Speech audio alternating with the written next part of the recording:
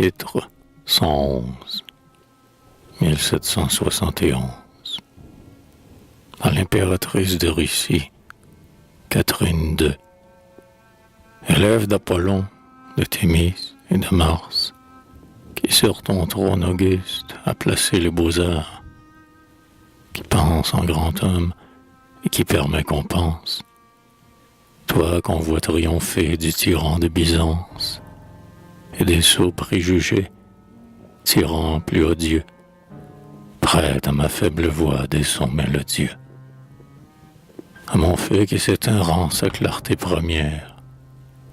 C'est du nord aujourd'hui que nous vient la lumière. On m'a trop accusé d'aimer peu Mustapha. Ses vizirs, ses divans, son mufti, ses fetfa. Fetfa, ce mot arabe est bien dur à l'oreille. On ne le trouve point chez Racine et Corneille. Du dieu de l'harmonie, il fait frémir l'archet.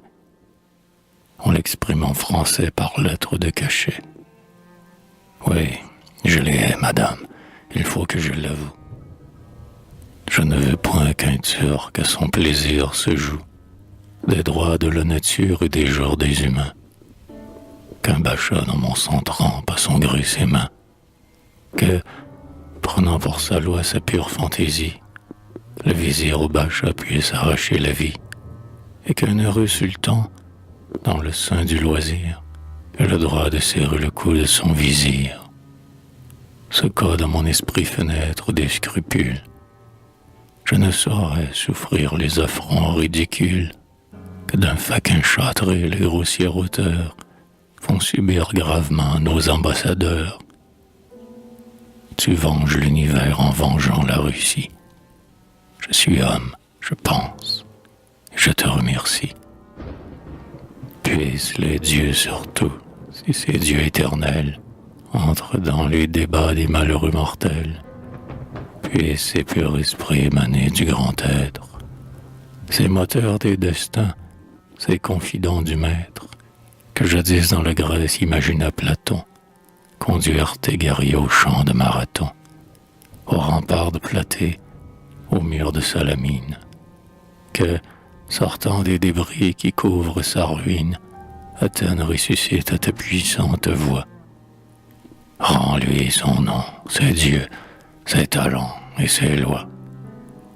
Le descendant d'Hercule et la race d'Homère, sans cœur et sans esprit couchés dans la poussière, à leurs divins aïeux craignant de rassembler, sont des fripons rampants qu'un aga fait trembler.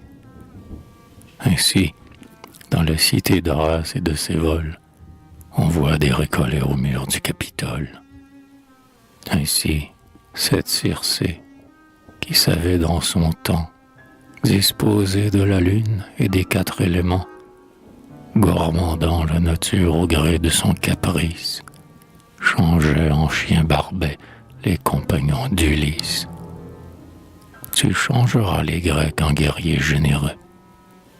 Ton esprit à la fin se répandra sur eux. Ce n'est point le climat qui fait ce que nous sommes. Pierre était créateur, il a formé des hommes.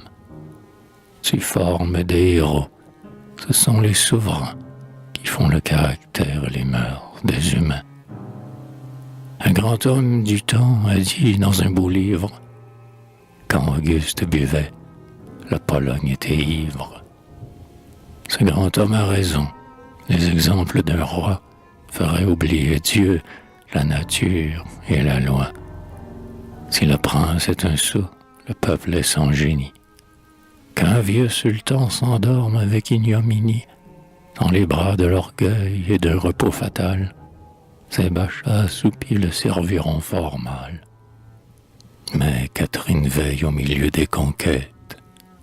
Tous ses jours sont marqués de combats et de fêtes. Elle donne le bal, elle dicte des lois, et ses braves soldats dirigent les exploits. Par les mains des beaux-arts enrichit son empire, travaille jour et nuit et daigne encore m'écrire. Tandis que Mustapha, caché dans son palais, bâille, n'a rien à faire et ne m'écrit jamais. Si quelque chiaou lui dit que sa hautesse a perdu son vaisseau dans les mers de la Grèce, que son vizir battu s'enfuit très à propos, qu'on lui prend la Dacie et Nymphée et Colchos, où Mithridate expira sous Pompée. De tous ces vains propos, mon âme est peu frappée. Jamais de Mithridate il n'entendit parler. Il prend sa pipe, il fume, et, pour se consoler, il va dans son harem, où languit sa maîtresse, fatiguer ses appâts de sa molle faiblesse. Son vieil eunuque noir, témoin de son transport, lui dit qu'il est Hercule. Il le croit et s'endort. Ô sagesse des dieux, je te crois très profonde, mais à quel plat tyran as-tu livré le monde? Achève, Catherine, et rends tes ennemis, le grand Turc et les sots, éclairés et soumis.